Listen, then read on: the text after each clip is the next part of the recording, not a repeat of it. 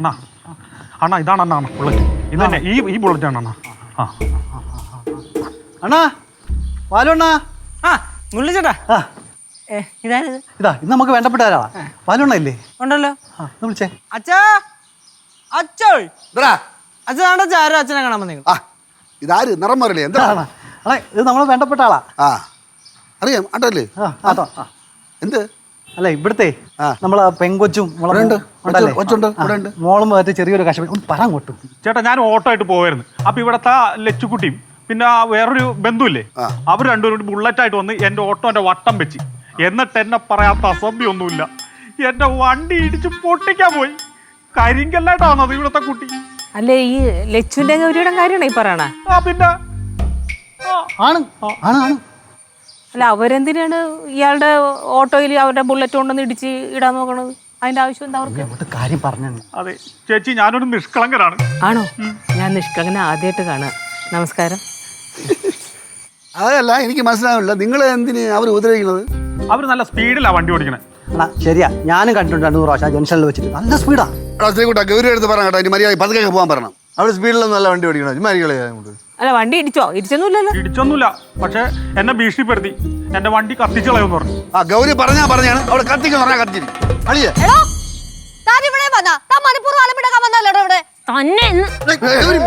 നിങ്ങളല്ലേ എന്റെ വണ്ടിക്ക് വട്ടം വെച്ചത്? എന്റെ ഓട്ടോന് വട്ടം വെച്ചത് നിങ്ങളല്ലേ? ബൈക്ക്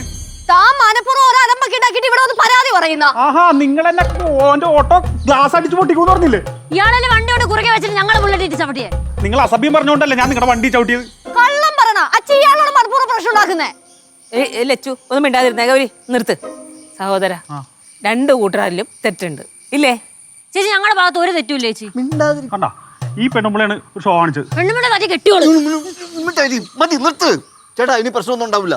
ആ പ്രശ്നമൊന്നും ഉണ്ടാവില്ല. ഓക്കെ പക്ഷെ എന്റെ ജീവനും സ്വത്തിനും സംരക്ഷണം വേണം. പിന്നെ തന്റെ സേഫ്റ്റിക്ക് കാറ്റഗറിയിൽ കമാൻഡേഴ്സിനെ കൊണ്ടുവരാടോ. ഞാൻ കുറെ നേരം കൂടെ മര്യാദയ്ക്ക് എല്ലാം കേട്ടോണ്ടിരിക്കാൻ വിളിച്ചെന്റെ പോടെ അവനെ എല്ലാം കൂടെ ഒത്തുതീർപ്പാക്കിയില്ലേ പിന്നെ തരും. അണ്ണാ പുള്ളിക്ക് വേറെ എന്തോ പറയാനുണ്ട്. എന്തിനാടെ ഞാൻ ഈ സമയത്ത് ഞാൻ ആകെ ഡെസ്പായി പോയി. പക്ഷെ എന്റെ കുറച്ച് 10-500 രൂപയുടെ ഓട്ടം പോയി. അതെനിക്ക് കിട്ടണം. 500 രൂപയുടെ കാര്യമല്ലോ കൊച്ചേ. ഓ എടാ ഒരു 500 രൂപ എടുത്ത് കൊടുക്ക്, പ്രശ്നം തീരുമല്ലോ.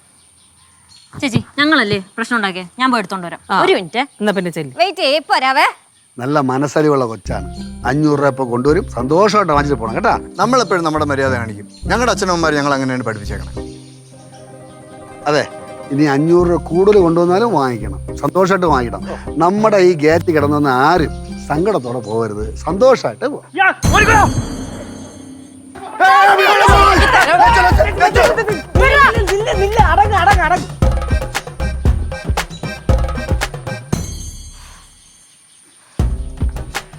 ദൈവമേ എന്ത് പറ്റിയെന്നാ? തലക്കെട്ടടിക്കണ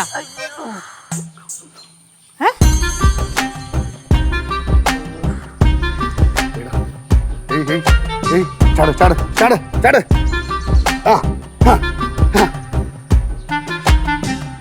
എന്തോന്ന് കാണിച്ചത്? ഇനിയിപ്പോ ഇതിന് കൊള്ളാം. ഇത് കൊള്ളാം. ഊതിപ്പോ പിടിച്ച് കയറ്റ് പിടിച്ച് കയറ്റ്.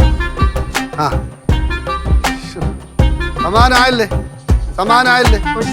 ഇനി അവര് പോയി. എന്തോന്ന് കൊച്ചേ ഇത്? അവന്റെ ജീവിതം കളഞ്ഞാ? അല്ല ഇനിയിപ്പോ പോയി. അവര് പോയില്ലേ? സമാനായില്ലേ? കുഴപ്പമില്ലല്ലോ. അവര് പോയില്ലേ?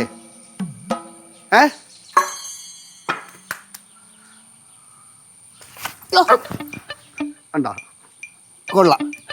നാത്തൂരെ തള്ളിയിട്ട് പൊട്ടിച്ച് അത് തീർക്ക്. ഇനി ഞാൻ ഇതിനെ ചുമക്കണം. വിട് പോ പോ. വല്ല കാര്യമുണ്ടാ?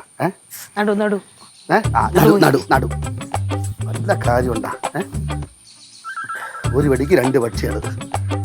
ഉള്ള മൂടും പോയി. ഇപ്പൊ അകത്തേക്ക് കയറിയ പ്രശ്നമാ. ചായ കുടിച്ചാലോ? ചായ ഞാൻ പറയാൻ വരിക.